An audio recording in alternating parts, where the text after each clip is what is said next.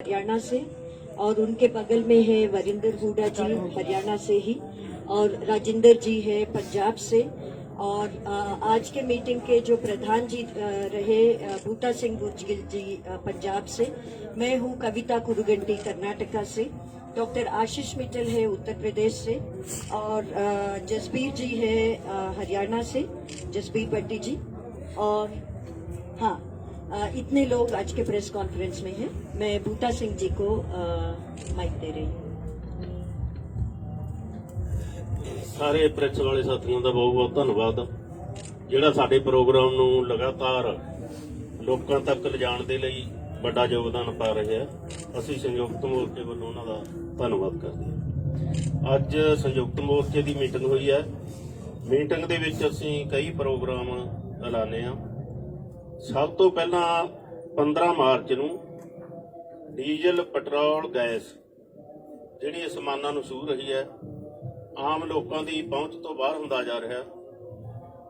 ਇਹਨਾਂ ਦੇ ਵਿਰੋਧ ਦੇ ਵਿੱਚ ਨਾਲ ਕਾਰਪੋਰੇਟ ਤੇ ਨਿੱਜੀਕਰਨ ਵਿਰੋਧੀ ਦਿਨ, ਖਾਸ ਕਰਕੇ ਜਿਹੜਾ ਰੇਲਵੇ ਦਾ ਨਿੱਜੀਕਰਨ ਹੋ ਰਿਹਾ, ਉਹ ਟ੍ਰੇਡ ਯੂਨੀਅਨਾਂ ਦੇ ਨਾਲ ਜਿਹੜੀਆਂ ਰੇਲਵੇ ਦੀਆਂ, ਉਹਨਾਂ ਨਾਲ ਮਿਲ ਕੇ ਅਸੀਂ ਉਹਨਾਂ ਦੀ ਪੂਰੀ ਸਪੋਰਟ ਕਰ ਰਹੇ ਹਾਂ।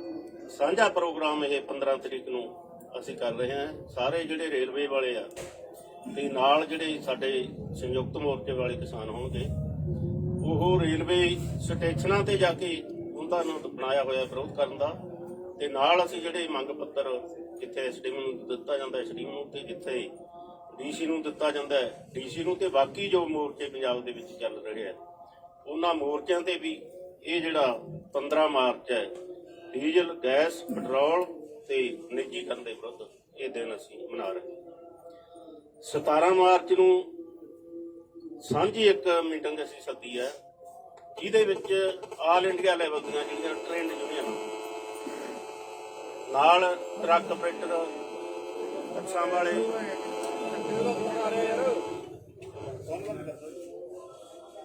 17 ਤਰੀਕ ਨੂੰ ਆਲ ਇੰਡੀਆ ਲੈਵਲ ਦੀ ਟ੍ਰੇਡ ਯੂਨੀਅਨਾਂ ਦੀ ਮੀਟਿੰਗ ਬੁਲਾਈ ਆ ਅਸੀਂ।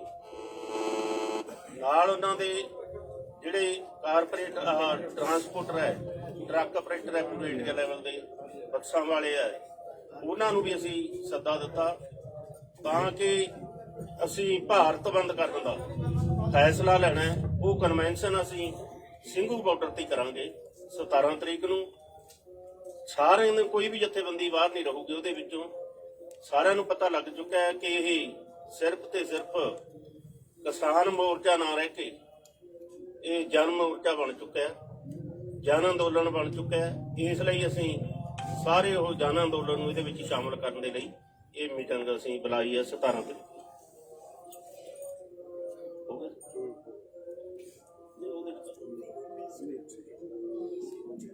ਚਲੋ ਇਹਦੀ ਡੇਟ ਜਿਹੜਾ ਭਾਰਤ ਬੰਦ ਕਰਨਾ ਅਸੀਂ ਉਹਦੀ 26 ਤਰੀਕ ਅਸੀਂ ਤੈਅ ਕੀਤੀ ਹੈ। ਉਹਨਾਂ ਦੂਸਰਿਆਂ ਨੂੰ ਸ਼ਾਮਲ ਕਰ ਲਾਂਗੇ। 26 ਤਰੀਕ ਅਸੀਂ ਇਸ ਲਈ ਤੈਅ ਕੀਤੀ ਹੈ ਕਿ 26 ਤਰੀਕ ਨੂੰ ਦਿੱਲੀ ਦੇ ਬਾਰਡਰਾਂ ਤੇ ਆਇਆ ਨੂੰ ਸਾਨੂੰ ਪੂਰੇ 4 ਮਹੀਨੇ ਹੋ ਜਾਣਗੇ।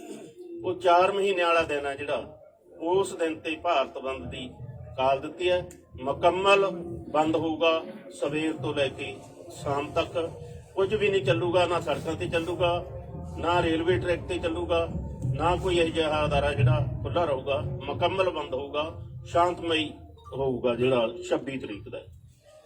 ਉਦੋਂ ਅੱਗੇ 19 ਮਾਰਚ ਨੂੰ ਅਸੀਂ ਮੰਡੀ ਬਚਾਓ, ਖੇਤੀ ਬਚਾਓ ਤੇ ਮੁਜ਼ਾਹਰਾ ਲਹਿਰ ਦੇ ਸ਼ਹੀਦਾਂ ਨੂੰ, ਜਿਹੜਾ ਪੰਜਾਬ ਦੇ ਵਿੱਚ ਇੱਕ ਮੁਜ਼ਾਹਰਾ ਲਹਿਰ ਚੱਲੀ, ਅੱਗੇ ਪਿੰਡ ਕਿਸ਼ਨਗੜ੍ਹ ਦੇ ਵਿੱਚ ਉਹ ਮੁਜ਼ਾਹਰਾ ਲਹਿਰ ਦਾ ਅਸੀਂ ਦਿਨ ਮਨਾਉਂਦੇ ਆ। ਉਹ ਵੀ ਅਸੀਂ ਫੈਸਲਾ ਕੀਤਾ ਕਿ ਐਤਕੀ ਬਾਰਡਰਾਂ ਦੇ ਉੱਪਰ ਹੀ ਮੁਜ਼ਾਹਰਾ ਲਹਿਰ ਦਾ ਜਿਹੜਾ ਦਿਨ ਆ ਉਹ ਮਨਾਇਆ ਜਾਊਗਾ।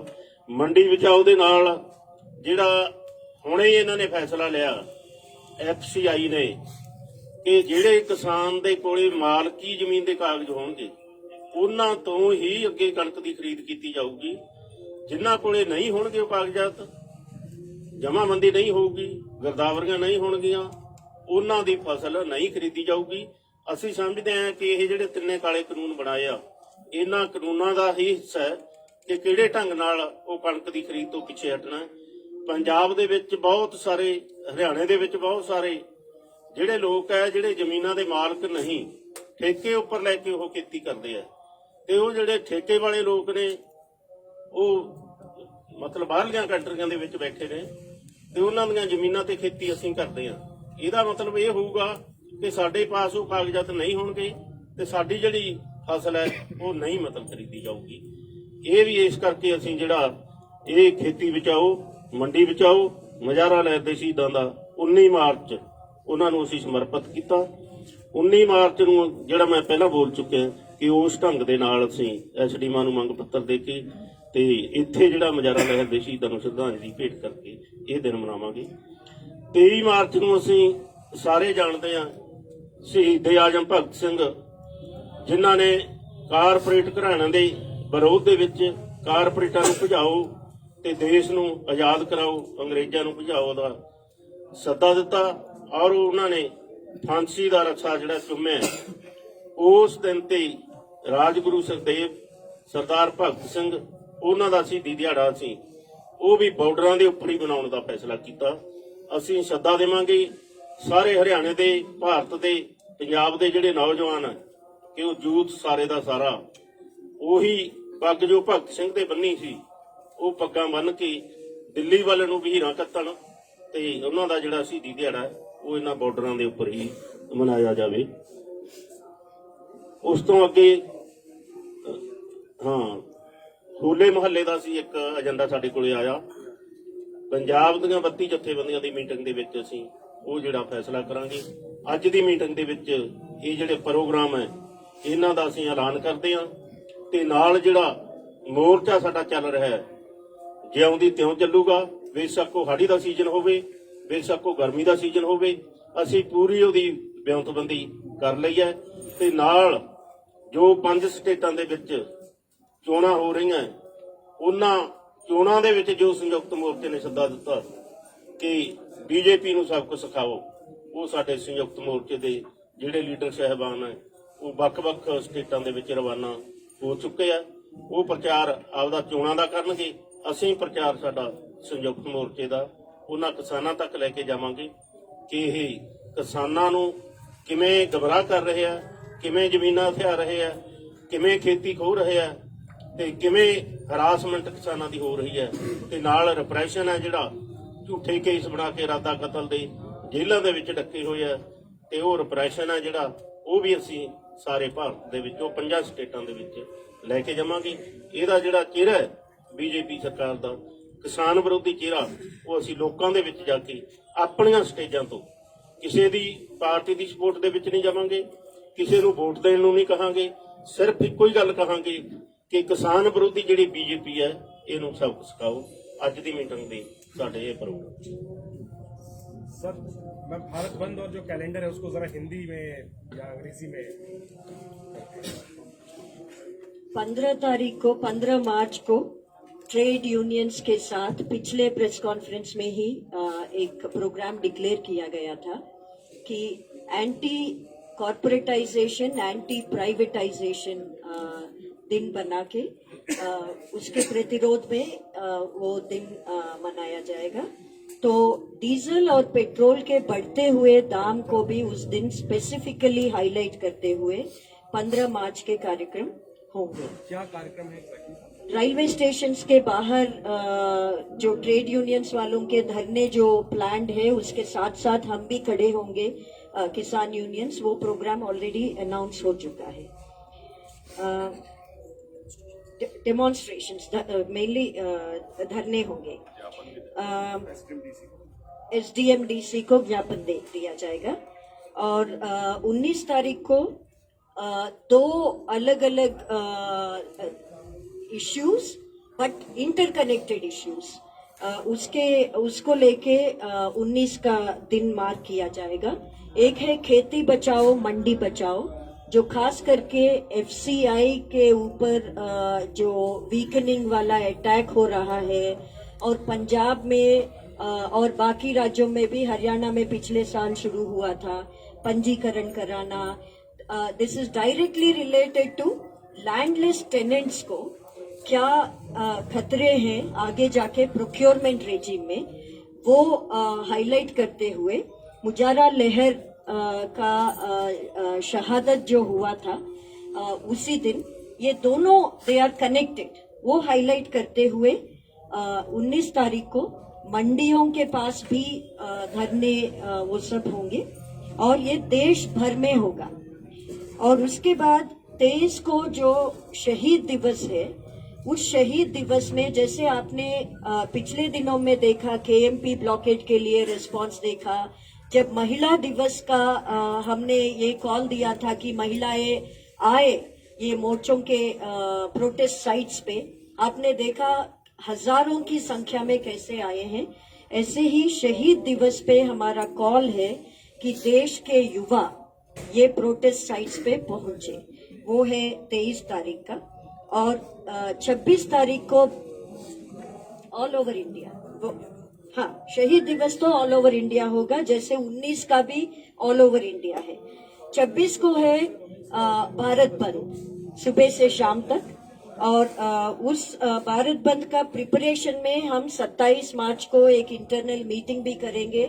कई सारे 17 मार्च को अलग अलग यूनियंस के साथ, ट्रांसपोर्टर्स एसोसिएशंस के साथ, अलग अलग लोगों के साथ, और 28 को होली के दिन ये 3 कानून को जलाया जाएगा।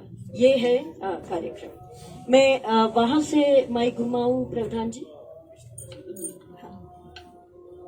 साथियों, हमने बहुत विस्तार से मूल्यांकन किया कि आंदोलन की क्या स्थिति है। हम समझते हैं कि आंदोलन का किसानों का गुस्सा इन सवालों पर बढ़ रहा है।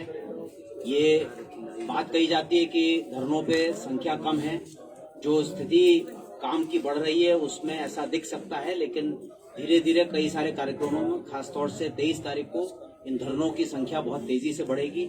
मैं उत्तर प्रदेश से आपको बता दूं कि लगातार एक ट्रैक्टर यात्रा जो है तराई के इलाके में चल रही है। बहुत बड़ी बड़ी जनसभाएं और महापंचायतें उत्तर प्रदेश में हो रही हैं जो नहीं हो रही थी।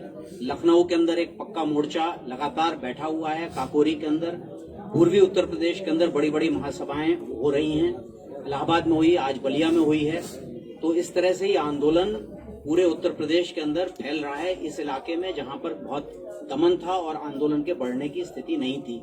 ये बात प्रतिबद्धता के साथ हम कह सकते हैं कि किसानों का गुस्सा तीनों कानून को वापस कराने, बिजली बिल का सवाल तेजी से बढ़ा है पेट्रोल डीजल रसोई गैस के साथ, और टोल का जो वसूली ज्यादा तेजी से की जा रही है, दुगना रेट ले लिया जाता है और ऑटोमेटिकली फास्टैग से कट जाता है। ये एक सवाल हमारे प्रचार का बड़ा सवाल होगा और हम देश भर में टोल फ्री करने की तरफ बढ़ेंगे।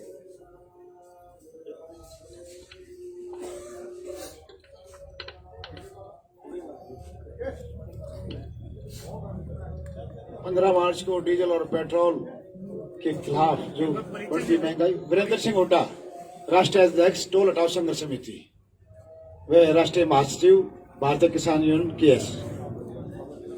तो मेरे प्रेस के भाइयों, 15 मार्च को डीजल पेट्रोल के खिलाफ जो है बढ़ती महंगाई और गैस के खिलाफ हम जो जितने ट्रेड यूनियन है उनके साथ हम कार्यक्रम में हिस्सा लेंगे, संयुक्त किसान मोर्चा। और 17 मार्च को हमारी सांझ एक मीटिंग होगी यहाँ ट्रेड यूनियन और व्यापार मंडल के साथ। और 19 मार्च को खेती बचाओ और मंडी बचाओ अभियान। 26 मार्च को भारत बंद चक्का जाम होगा और सभी ट्रेड यूनियन दुकानें सब बंद होंगी। हुड्डा साहब आज अविश्वास प्रस्ताव लेके आई थी कांग्रेस, लेकिन वो गिर गया। परिचय करना। सॉरी, आज के प्रेस कॉन्फ्रेंस में डॉक्टर सुनीलम जी है, किसान संघर्ष समिति मध्य प्रदेश से। मैं माफी चाहती हूँ, आपको इंट्रोड्यूस नहीं किया उस टाइम में, सॉरी। सर, आज का जो मेजर घटनाक्रम है, खट्टर सरकार के खिलाफ जो अविश्वास प्रस्ताव आया था वो गिर गया सर, वो गिर गया। आप लोगों ने अपील की थी विधायकों से, बीजेपी जेजेपी के, उस पर एक रिएक्शन दे दीजिए। और दावा किया जा रहा था कि जब सरकार के खिलाफ ऐसा मत आएगा तो सरकार डेफिनेटली गिर जाएगी। साथियों, मैं विकास ईश्वर, भारतीय किसान संघ समिति हरियाणा का प्रदेश का अध्यक्ष। आज हरियाणा के अंदर बड़ी घटना घटी, जो अविश्वास प्रस्ताव लाया गया था वो गिरा है। और कल हरियाणा के अंदर एक प्रोग्राम था कि हमने गांव-गांव जाकर किसान और मजदूर ने सभी एमएलए से एक वोट की मांग की थी कि किसान के पक्ष में आप वोट करें, लेकिन उन लोगों ने किसान के पक्ष में वोट नहीं करे, केवल मात्र 32 वोट किसान के पक्ष में आए हैं। अभी जो है हरियाणा के संगठनों की तरफ से, हरियाणा के किसानों की तरफ से तो मैं निंदा करना चाहूंगा, जो साथी किसान की इस दुख की घड़ी में हमारे साथ नहीं खड़े हुए। और दूसरा, अभी विचार करेगा हरियाणा के किसान संगठन और मजदूर संगठन विचार करेंगे, जो साथी हमारे खिलाफ गए हैं उन साथियों के साथ कैसा बर्ताव हमने करना है, किस प्रकार का बहिष्कार हमने करना है। लेकिन इतना जरूर कहना चाहूंगा कि उनके साथ हम कठोर व्यवहार करने वाले हैं, क्योंकि हमने बिल्कुल झोली फैला करके उनसे वोट मांगे थे। उसके बावजूद भी अगर हमारे साथ नहीं खड़े हो, पहली बार किसान मजदूर ने उनसे वोट मांगे थे, लेकिन उनकी संवेदना लगता है मुझे किसान के प्रति, मजदूर के प्रति बिल्कुल नष्ट हो चुकी है। और ये कहना चाहूंगा कि किसान और मजदूर इस बात का ध्यान रखें, जो साथी हमारे खिलाफ में थे कम से कम गांव के अंदर वो लोग अभी न घुस पाए। इसके अलावा एक बड़ी घटना हरियाणा के अंदर घटी, गांव सिवाया के अंदर संयुक्त किसान मोर्चे का आह्वान के ऊपर वहां के एक जो जुलाना से जो एमएलए हैं मस्जिद ढांडा, उनका विरोध करते हुए कुछ साथियों का लड़ाई झगड़ा वहां हुआ। और उसमें कुछ किसान साथियों को, लगभग 6 किसान साथी हैं ये सिवाहा गांव के, उनके ऊपर 307 की धारा लगा करके नाजायज तरीके से मुकदमे दर्ज कर दिए। मैं आपके माध्यम से कहना चाहूंगा, हम उन सभी किसान साथियों के साथ खड़े हैं जो भी संयुक्त किसान मोर्चे के आह्वान पर किसी भी प्रोग्राम के अंदर भाग लेता है। और अब मैं सरकार को, हरियाणा सरकार को कहना चाहूंगा कि सरकार इस किसान आंदोलन को दबाने की, कुचलने की कोशिश ना करे। जितना आप आंदोलन को दबाएंगे उतना ही मुखर ये आंदोलन होने वाला है। और आगे जो भी हरियाणा के अंदर होगा वो आप लोग देखेंगे।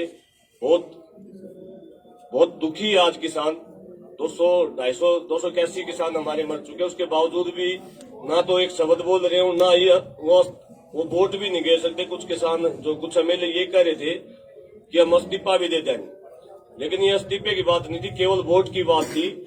वो जो छुपे हुए मुखौटा डाले हुए एमएलए थे, जो किसान और मजदूर को गुमराह कर रहे थे, इस अविश्वास प्रस्ताव के माध्यम से सारे किसान और मजदूर के सामने आके उनका असली चेहरा के बाद बीजेपी को कितना बल मिला है, क्योंकि किसान संगठन और विरोधी लगातार कह रहे थे कि सरकार गिर जाएगी, बीजेपी को पहला झटका हरियाणा से मिलेगा, तो अब बल तो मिलेगा ना कहीं ना कहीं बीजेपी की। देखिए, कोई बल नहीं मिल रहा, कोई बल नहीं मिल रहा हमें। वैसे भी हमें कोई उम्मीद नहीं है बीजेपी के नेताओं से किसी, क्योंकि जो एक शब्द बोलने के लिए तैयार नहीं हो, वोट भी नहीं गिर सकता। लेकिन हमने नैतिकता दिखाई, उनसे हमारे बार वोट लिए, लाखों बार हमने वोट दिया उनको, लाखों वोट देके एमएलए बनाया, और वो वोट गिरने का अधिकार भी किसान और मजदूर ने दिया।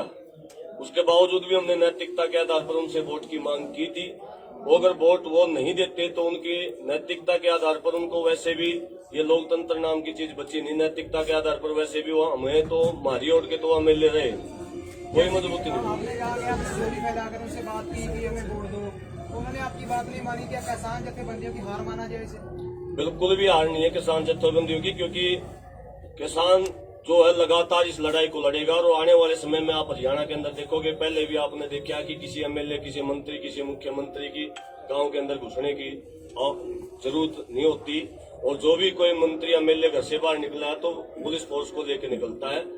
किसान जत्थेबंदियां पूरी मजबूती के साथ लड़ रही हैं, विशेषकर हरियाणा में। और जो भी जेजेपी और बीजेपी का विधायक, जो अब कुछ विधायकों के हमें उम्मीद थी कि वो शायद इस्तीफा देंगे या वोट देंगे, लेकिन वो भी सामने आ गए। अब और दुगनी तिगनी मजबूती के साथ ये आंदोलन हरियाणा के अंदर होने वाला है, क्योंकि सरकार दबाव में नहीं है, ये पता लग रहा है इससे। हाँ जी, सरकार दबाव में देखो, सरकार ही नहीं है तो सरकार नहीं है, सरकार थोड़ी है। ये तो लोकतंत्र की बिल्कुल, यहाँ तो हत्या हो चुकी है। सरकार होती तो 307 के मुकदमे बने दे के घर बैठे हैं। सरकार नहीं है, लेकिन ये मैं कहना चाहूंगा कि सरकार नाम की चीज नहीं है, संविधान नाम की चीज नहीं है। किसान अपनी लड़ाई को मजबूती के साथ लड़ेगा, और हरियाणा में 4 गुना मजबूती के साथ किसान अब कल से इस लड़ाई को 4 गुना मजबूती के साथ लड़ेगा।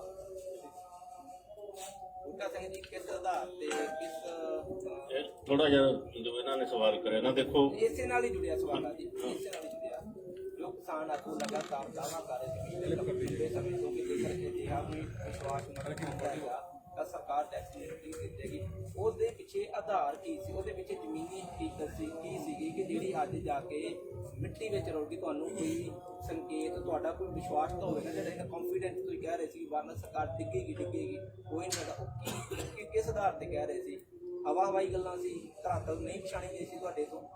ਦੇਖੋ ਸਾਡਾ ਕੰਮ ਹੁੰਦਾ ਅਸਲ ਦੇ ਵਿੱਚ ਆਪਣਾ ਪ੍ਰਚਾਰ ਲੈ ਕੇ ਜਾਣਾ। ਹੁਣ ਸਵਾਲ ਜੁੜ ਜੂਗਾ ਜਾ ਕੇ 5 ਸਟੇਟਾਂ ਦੇ ਨਾਲ।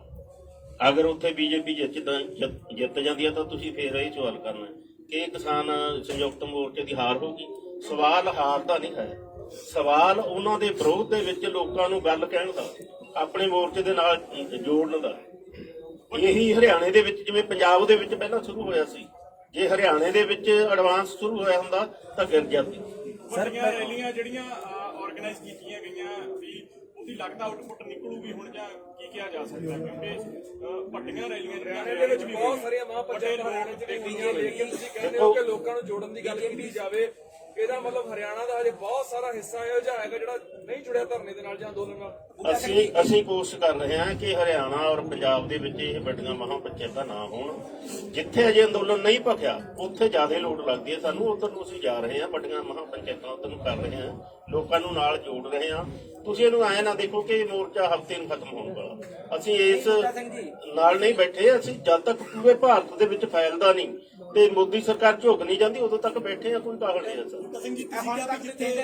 ਹੁਣ ਪਿਛਲੀ ਸਾਰੇ ਦਾਵਾ ਕੀਤਾ ਹੈ ਇਸਦਾ ਕਿ ਪੂਰੇ ਦੇਸ਼ ਭਰ ਵਿੱਚ ਅੰਦੋਲਨ ਭਖ ਚੁੱਕਿਆ, ਲੋਕ ਜਾਗਰੂਕ ਹੋ ਚੁੱਕੇ ਹੋ। ਤੁਸੀਂ ਕਹਿ ਰਹੇ ਹੋ ਕਿ ਹਜੇ ਭਖਿਆ ਨਹੀਂਗਾ। ਔਰ ਦੂਸਰਾ ਸਵਾਲ ਇਹ ਆ, ਬੀਜੇਪੀ ਲਗਾਤਾਰ ਕਹਿੰਦੀ ਆ ਕਿ ਕੁਝ ਪੋਲੀਟੀਕਲ ਪਾਰਟੀਆਂ ਨੂੰ ਫਾਇਦਾ ਦੇਣ ਦੇ ਲਈ ਸੰਯੁਕਤ ਕਿਸਾਨ ਮੋਰਚੇ ਦੇ ਲੀਡਰ ਜਿਹੜੇ ਕਿ 5 ਸੂਬਿਆਂ ਦੇ ਵਿੱਚ ਜਾ ਰਹੇ ਨੇ।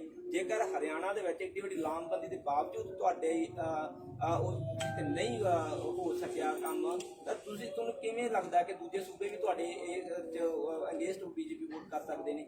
ਇੱਥੇ ਤੁਸੀਂ ਕਹਿੰਦੇ ਹਰਿਆਣਾ ਨਹੀਂ ਜਾਗਿਆ ਸੀ, ਇੱਕ ਪਾਸੇ ਕਹਿੰਦੇ ਹਰਿਆਣਾ ਪੂਰੀ ਤਰ੍ਹਾਂ ਉੱਠ ਕੇ ਨਾਲ ਆ ਗਿਆ, ਬਲਕਿ ਹਰਿਆਣਾ ਦਾ 25 ਨਵੰਬਰ ਤੋਂ ਹੀ ਬੈਰੀਕੇਡ ਹਟਾਉਣ ਲਈ ਜਾਗਿਆ ਹੋਇਆ।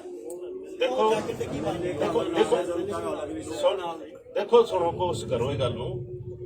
ਜਿਹੜੀ ਸਰਕਾਰ ਬਣਦੀ ਹੈ ਅਸੀਂ ਠੋਕ ਵਜਾ ਕੇ ਕਹਿੰਦੇ ਹੁੰਦੇ ਕਿ ਕਿਸਾਨਾਂ ਦੇ ਪੱਖ ਦੇ ਵਿੱਚ ਨਹੀਂ ਬਣਦੀ, ਇਹ ਲਟੇਰਿਆਂ ਦੇ ਪੱਖ ਦੇ ਵਿੱਚ ਬਣਦੀਆਂ ਸਰਕਾਰ, ਕਿਸੇ ਦੀ ਵੀ ਬਣ ਜੀ।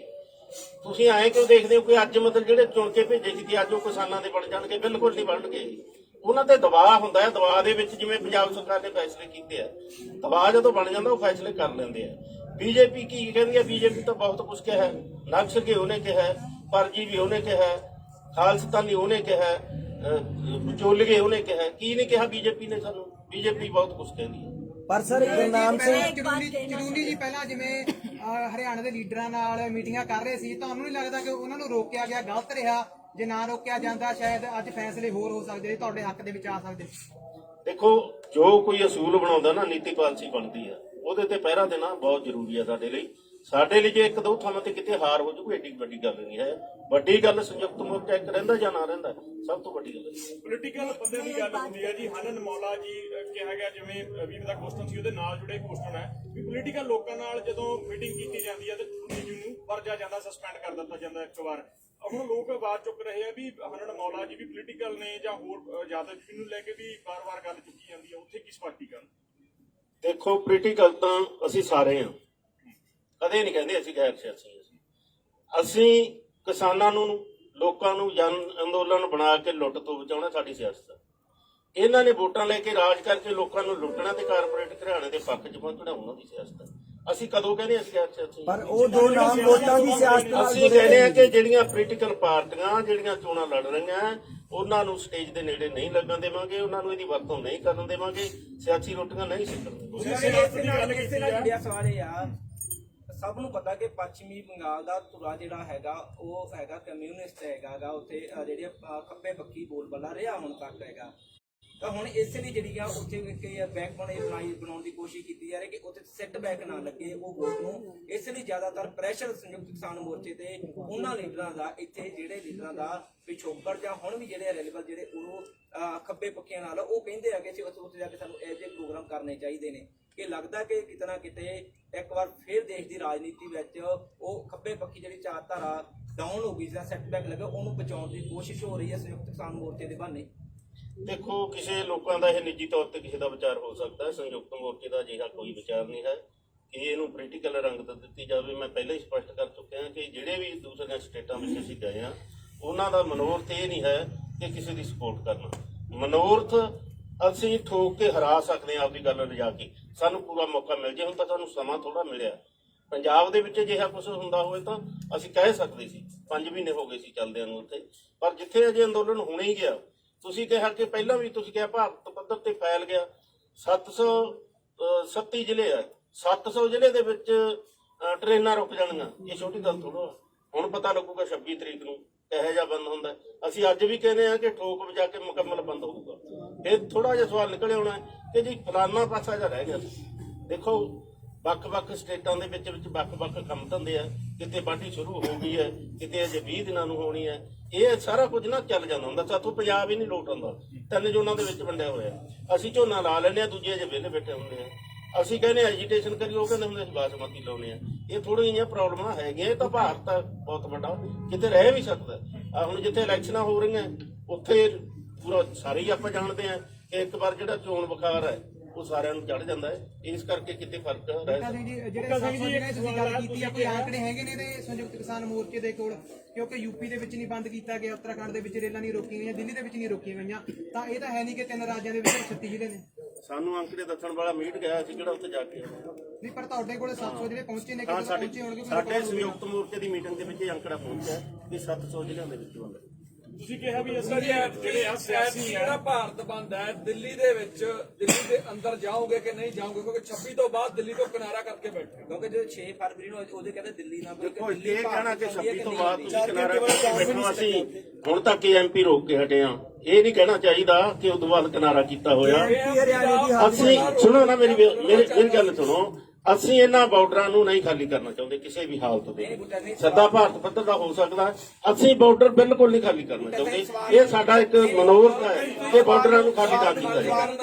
ਤੁਹਾਡੇ ਜਿਹੜਾ ਅੰਦੋਲਨ ਦਾ ਅਸਰ ਉਹ ਦਿੱਲੀ ਦੇ ਅੰਦਰ ਹੋਊਗਾ ਕਿ ਨਹੀਂ? ਰਾਜਧਾਨੀ ਤੇ ਹੋਊਗਾ। ਰਾਜਧਾਨੀ ਵਿੱਚ ਹੋਊਗਾ। ਚੱਕਾ ਜਾਮ ਜਿਹੜਾ 4 ਘੰਟੇ ਦਾ ਸੀ ਉਹ ਵੀ ਤੁਸੀਂ ਸਮਝਦੇ ਕਰਨਾ। ਦੇਖੋ ਐਮਪੀ ਦੇ ਉੱਪਰਲਾ ਰੋਡ ਦੇਖੋ ਥੱਲੋਂ ਵਾਲਾ ਚੱਲਦਾ ਪਿਆ। ਦੇਖੋ ਮੀਡੀਆ ਨੂੰ ਨਵੀਂ ਗੱਲ ਚੰਗੀ ਲੱਗਦੀ ਹੁੰਦੀ ਹੈ।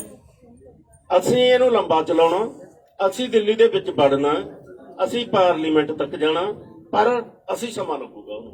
ਤੁਹਾਨੂੰ ਐ ਕਿ ਕੱਲ ਨੂੰ ਖਾਣਾ ਲਾ ਕੇ ਜਿਹੜਾ ਤੁਹਾਡਾ ਪਾਰਲੀਮੈਂਟ ਤੱਕ ਜਾਣਾ, ਉਹ ਕੈਬ ਸਾਹਿਬ ਵਾਲਾ ਲੱਖਾਂ ਟਰੈਕਟਰ ਲੈ ਕੇ ਜਾਣਾ, ਗੱਦੇ ਲਾਉਣ ਵਾਲਾ ਜਾਣਾ, ਕੋਈ ਵੱਖਰਾ ਜਾਣਾ? ਦੇਖੋ ਇਹ ਅਜੇ ਪਲਾਨ ਨਹੀਂ ਕੀਤਾ ਸੀ। ਮੈਂ ਕਹਿ ਰਿਹਾ ਕਰਾਂਗੇ। ਜਿਹੜੇ ਕਰਾਂਗੇ। ਕਹਿ ਰਹੇ ਆ ਲੱਖਾਂ ਟਰੈਕਟਰ ਲੈ ਜਾਵਾਂਗੇ, ਉਹ ਹੋ ਸਕਦਾ ਉਹ ਹੋਵੇ। ਉਹ ਕਿਸੇ ਦਾ ਵਿਅਕਤੀਗਤ ਹੋ ਸਕਦਾ। ਜੇ ਸੰਯੁਕਤ ਮੋਰਚੇ ਦੀ ਇਹ ਫੈਸਲਾ ਨਹੀਂ ਹੈ ਕਿ ਲੱਖਾਂ ਸਵਾਲ ਦਾ ਜਿਹੜਾ ਟਰੈਕਟਰ ਪਾਰਲੀਮੈਂਟ ਮੇਰੇ ਸਾਥੀ ਨੇ ਪੁੱਛਿਆ, ਤੁਸੀਂ ਉਸ ਜਵਾਬ ਦਾ ਤਸੱਲੀ ਬਖਸ਼ ਨਹੀਂ ਦੇ ਪਾਏ। ਸਾਡਾ ਸਵਾਲ ਹੈ ਕਿ 6 ਜਦੋਂ ਟ੍ਰੇਨਾਂ ਰੋਕੀਆਂ ਗਈਆਂ, 6 ਮਾਰਚ ਨੂੰ 6 ਫਰਵਰੀ ਪੂਰਾ ਪ੍ਰੋਗਰਾਮ ਦਿੱਤਾ ਗਿਆ। ਦਿੱਲੀ ਦੇ ਵਿੱਚ ਇਸ ਦਾ ਕੋਈ ਨਹੀਂ ਸੀਗਾ। ਚੱਕਾ ਜਾਮ ਦਾ ਕੀਤਾ ਦਿੱਲੀ ਦੇ ਵਿੱਚ ਜੇ ਕੋਈ। ਤੁਸੀਂ ਰਾਜਧਾਨੀ ਦਿੱਲੀ ਨੂੰ ਭਾਰਤ ਦੇ ਹਿੱਸੇ 'ਚ ਮੰਨਦੇ ਹੋ ਕਿ ਨਹੀਂ? ਫਿਰ ਉੱਥੇ ਪ੍ਰੋਗਰਾਮ ਕਿਉਂ? ਜੇ ਪੂਰੇ ਭਾਰਤ 'ਚ ਇੰਨੇ ਪੂਰਾ ਪ੍ਰੋਗਰਾਮ, ਫਿਰ ਦਿੱਲੀ ਕਿਉਂ ਛੱਡ ਦਿੰਦੇ ਹੋ? ਇਹਦੇ ਪਿੱਛੇ ਕਾਰਨ ਕੀ ਹੈ? ਦਿੱਲੀ ਕਿਉਂ ਛੱਡ ਦਿੰਦੇ ਹੋ? ਜੇ ਚੱਕਾ ਜਾਮ ਦਿੱਲੀ ਦੇ ਵਿੱਚ ਕਿਉਂ ਨਹੀਂ ਹੋ ਸਕਦਾ ਸੀ? ਰੇਲਾਂ ਦਿੱਲੀ ਦੇ ਵਿੱਚ ਕਿਉਂ ਨਹੀਂ ਰੁਕੀਆਂ? 26 ਨੂੰ ਅਸੀਂ ਦਿੱਲੀ ਦੇ ਵਿੱਚ ਗਏ ਆ। ਸਾਨੂੰ ਤੁਸੀਂ ਇਹ ਕਹਿ ਨਹੀਂ ਸਕਦੇ ਕਿ ਨਹੀਂ ਨਹੀਂ, ਜਾਂਦੇ। ਤੋਂ ਬਾਅਦ ਦੇ ਪ੍ਰੋਗਰਾਮ ਸੁਣੋ ਨਾ, 26 ਤੋਂ ਬਾਅਦ ਤੁਹਾਨੂੰ ਕਿ ਨਹੀਂ ਪਤਾ ਕਿ ਹਾਲਤ ਕਿਹੋ ਜਿਹੀ ਬਣੀ ਆ। ਉਹ ਹਾਲਤ ਵੀ ਸੰਭਾਲਣੀ ਸੀ ਨਾ। ਇੱਕ ਵਾਰ ਜਿਹੜਾ ਮੋੜ ਆਇਆ, ਗੱਡੀ ਲੀਹੋਂ ਲੈਂਦੀ ਸੀ, ਨਹੀਂ ਲੈਣ ਦਿੱਤੀ ਅਸੀਂ। ਇਹ ਇੱਕ ਸੰਭਲ ਕੇ ਇੱਕ ਪਾਲਸੀ ਸੀ ਬੀਜੇਪੀ ਦੀ ਪੂਰੀ ਇਹਨੂੰ ਲੀਹੋਂ ਲਾ ਕੇ, ਇਹਨੂੰ ਹਿੰਦੂ ਸਿੱਖ ਦਾ ਮਸਲਾ ਬਣਾ ਕੇ ਇੱਥੇ ਦਿੱਲੀ ਦੇ ਵਿੱਚ ਦੰਗੇ ਕਰਾ ਦਈਏ। ਤੇ ਜੇ 84 ਯਾਦ ਕਰਾ ਦਈਏ, ਅਸੀਂ 84 ਮੁੜ ਨਹੀਂ ਦੁਹਰਾਉਣ ਦਿੱਤਾ। ਉਸ ਤੋਂ ਬਾਅਦ ਕੋਸ਼ਿਸ਼ਾਂ ਕੀਤੀਆਂ ਇਹਨਾਂ ਨੇ 2-3 ਦਿਨ, ਫਿਰ ਵੀ ਅਸੀਂ ਮਤਲਬ ਉਹ ਤੋਂ ਚੁਕੰਨੇ ਰਹੇ, ਨਹੀਂ ਬਣਨ ਦਿੱਤਾ ਉਹ। ਦੇਖੋ ਹਾਲਤ ਨੂੰ ਸਾਹਮਣਾ ਹੁੰਦਾ ਹੈ, ਕੋਈ ਹਾਲਤ ਜਿਹੇ ਬਣ ਜਾਂਦੇ। ਜਿਹੜਾ ਬੰਦ ਹੋਊਗਾ ਉਹ ਦਿੱਲੀ ਦੇ ਵਿੱਚ ਬੰਦ ਹੋਊਗਾ ਜਾਂ ਨਹੀਂ ਹੋਊਗਾ? ਦਿੱਲੀ 'ਚ ਵੀ 18 ਮਾਰਚ ਦਾ ਹਮਾਰੀ ਮਾਫ ਪੱਕਾ ਨਹੀਂ ਹਲੇ ਕੋਸ਼ਿਸ਼ ਦਿੱਲੀ ਦੇ ਵਿੱਚ ਬੰਦ ਹੋਊਗਾ ਜਾਂ ਜਿਹੜਾ ਨਹੀਂ ਬਣਾਉਣਾ, ਅਸੀਂ ਬਣਾਵਾਂਗੇ, ਕੋਸ਼ਿਸ਼ ਕਰਾਂਗੇ। ਤਾਂ ਇੱਕ ਮੇਰਾ ਹੋਰ ਸਵਾਲ ਆ ਜੀ, ਜਿੱਦਾਂ ਤੁਸੀਂ ਕਿਹਾ ਵੀ ਸਰਕਾਰ ਸਟੇਜ ਤੋਂ ਵੀ ਸਾਰਾ ਦਿਨ ਹੀ ਕਹਿੰਦੇ ਨੇ ਵੀ ਸਰਕਾਰ ਡਰੀ ਹੋਈ ਆ, ਕੰਬ ਗਈ ਆ, ਥੋੜਾ ਨੇੜੇ ਆ। हम लोग प्रोग्राम्स के ऊपर बात करते हैं। ਅਸੀਂ ਪ੍ਰੋਗਰਾਮ ਦੀ ਗੱਲ ਕਰ ਰਹੇ ਹਾਂ। ट्रेडिशनल ਅਸੀਂ ਪ੍ਰੋਗਰਾਮ ਦੀ ਗੱਲ ਕਰ ਰਹੇ ਹਾਂ। ਮੇਰਾ ਸਵਾਲ ਇਹ ਹੈ, ANI ਨੇ ਸੋਰਸ ਹੈਗਾ, 2 ਮੁੰਡੇ ਜਿਹੜੇ ਆ ਸਿੱਖ ਨੌਜਵਾਨ ਬੀਤੀ ਰਾਤ ਹੀ ਚੁੱਕੇ ਆ ਲਾਲ ਕਿਲੇ ਦੀ ਘਟਨਾ 'ਚ, ਤਾਂ ਕੀ ਪ੍ਰਭਾਵ ਆ? ਪਿਛਲੀਆਂ ਦੀਆਂ ਜਮਾਨਤਾਂ ਹੋਈਆਂ ਨਹੀਂ, ਪੁਲਿਸ ਨਵੇਂ ਬੰਦੇ ਚੱਕ ਰਹੀ ਆ, ਤਾਂ ਸਰਕਾਰ ਕਿੰਨੀ ਕੁ ਡਰੀ ਹੋਈ? ਕਹਿੰਦੇ ਕਿ ਸਰਕਾਰ ਡਰ ਚੁੱਕੀ ਆ। ਅਸੀਂ ਨੇ ਇਹ ਕਹਿੰਦੇ ਜਦੋਂ ਸਰਕਾਰ ਡਰੀ ਹੋਈ ਤਾਂ ਉਦੋਂ ਇਹ ਕਾਨੂੰਨ ਰੱਦ ਕਰੂਗੀ। ਸਾਡਾ ਸਵਾਲ ਨਹੀਂ ਸਰਕਾਰ ਡਰੀ ਹੋਈ ਹੈ, ਅਸੀਂ ਤਾਂ ਕਹਿੰਦੇ ਅੜੀ ਹੋਈ ਹੈ। ਅੜੀਅਲ ਵਤੀਰਾ ਫਰਜ਼ਾਂ ਦੇ ਖਿਲਾਫ ਕਿਸੇ ਰਾਜੇ ਦਾ, ਕਿਸੇ ਪ੍ਰਧਾਨ ਮੰਤਰੀ ਦਾ ਅਜਿਹਾ ਵਤੀਰਾ ਨਹੀਂ ਹੋਣਾ ਚਾਹੀਦਾ ਜੇ ਉਹ ਪੜ੍ਹਾ ਰਹੀ ਹੈ ਬੀਜੇਪੀ। ਮੇਰਾ ਸਵਾਲ ਇਹ ਹੈ ਜੀ, ਪੁਲਿਸ ਅਜੇ ਵੀ ਮੁੜ ਤੋਂ ਮੁੰਡੇ ਚੁੱਕਣ ਦੀ ਜਿਹੜੀ ਪ੍ਰਕਿਰਿਆ ਇਹਨਾਂ ਨੇ ਸ਼ੁਰੂ ਕਰਤੀ ਹੈ ਤੇ ਤੁਸੀਂ ਚੁੱਕੇ ਨੇ। ਦੇਖੋ ਪੁਲਿਸ ਦਾ ਕੰਮ ਕੀ ਹੈ, ਪੁਲਿਸ ਦਾ ਕੰਮ ਤਾਂ ਜਿਹੜੇ ਬੰਦੇ ਨਾ ਘਰੋਂ ਖੇਤ ਤੇ ਘਰੋਂ ਖੇਤੋਂ ਘਰ ਸਾਰੇ ਉਮਰ ਜਾਂਦੇ ਰਹੇ ਉਹਨਾਂ ਨੂੰ ਨੋਟਿਸ ਗਏ ਹੋਏ ਆ। ਜਿਹੜੇ ਦਿੱਲੀ ਦਾ ਨਾਮ ਵੀ ਨਹੀਂ ਜਾਣਦੇ, ਬਾਰਡਰ ਕੀ ਹੈ, ਟਿਕਰੀ ਬਾਰਡਰ ਕੀ ਹੈ, ਉਹਨਾਂ ਨੂੰ ਵੀ ਨੋਟਿਸ ਗਏ ਹੋਏ ਆ ਕਿ ਤੁਸੀਂ ਲਾਲ ਕਿਲੇ ਤੇ ਕਿਉਂ। ਇਹ ਹੁਣ ਪੁਲਿਸ ਦਾ ਕੰਮ ਹੈ, ਪੁਲਿਸ ਨੇ ਝੂਠ ਦੇ ਪਲੰਦੇ ਬਣਾਉਣੇ ਹੁੰਦੇ ਆ, ਝੂਠੇ ਚੱਕ ਕੇ ਦਹਿਸ਼ਤ ਪਾਉਣੀ ਹੁੰਦੀ ये ਹੈ। अनएक्सपेक्टेड नहीं है, FIRs में एंड थाउजेंड्स अननोन ऐसा लिखा हुआ था तो और लोगों को, मगर सिर्फ 7 लोग बचे हैं, उनका भी बेल एप्लीकेशन मूव किया। पर मैडम उन्होंने और उठाने शुरू कर दिए हैं, रात को उठाए हैं। हमको एक्सपेक्ट